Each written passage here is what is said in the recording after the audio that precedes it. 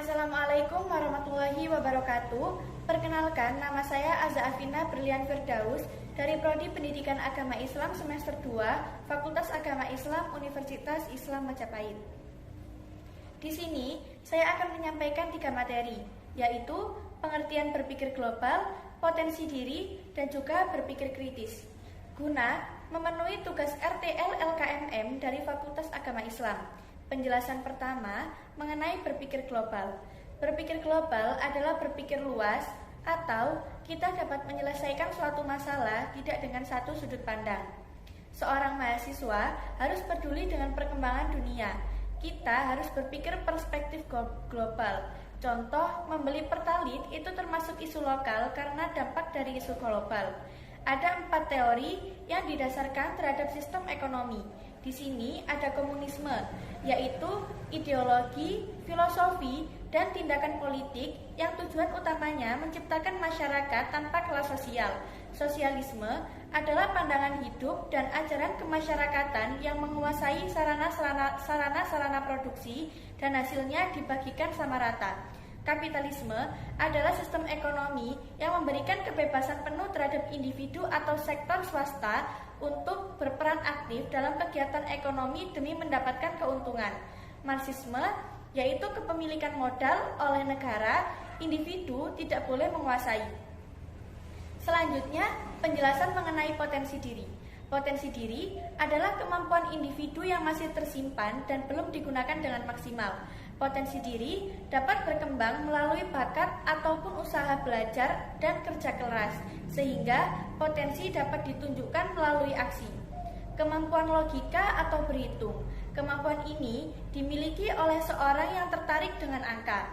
Individu tersebut biasanya mampu berpikir secara logis, memahami hubungan sebab akibat, dan suka mengolah data. Kemampuan bayang ruang. Potensi ini dapat membantu orang untuk lebih peka terhadap ruang spesial. Kemampuan olah tubuh. Potensi diri ini berhubungan dengan kegiatan fisik yang mendorong seseorang untuk mengoptimalkan gerakan tubuhnya. Kemampuan spiritual.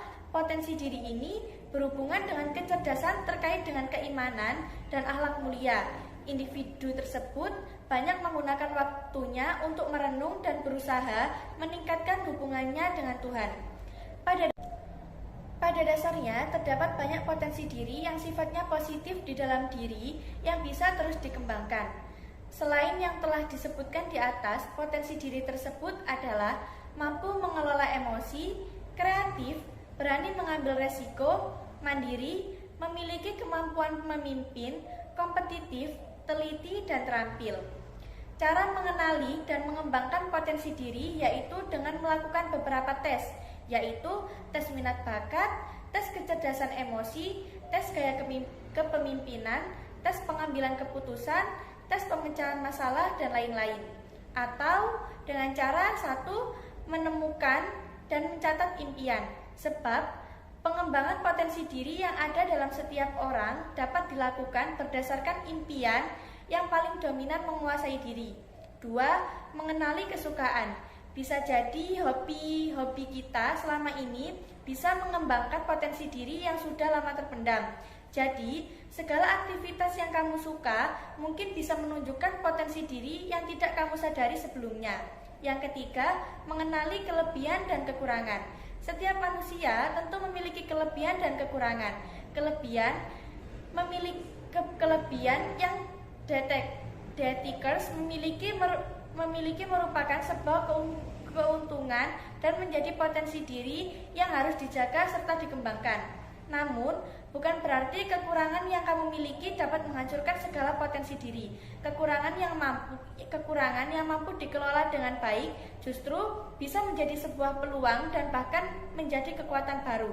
4, menyingkirkan sifat takut gagal. Yang kelima, menentukan tujuan hidup. 6, mencoba hal-hal baru. Yang ketujuh, memanfaatkan diri sendiri. Dan yang kedelapan, memiliki motivasi. Selanjutnya, penjelasan tentang berpikir kritis. Apa sih berpikir kritis itu?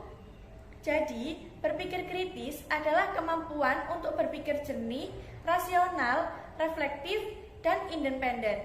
Kemampuan berpikir rasional adalah suatu pola pikir di mana seseorang cenderung berpikir dan bertindak berdasarkan logika dan nalar manusia.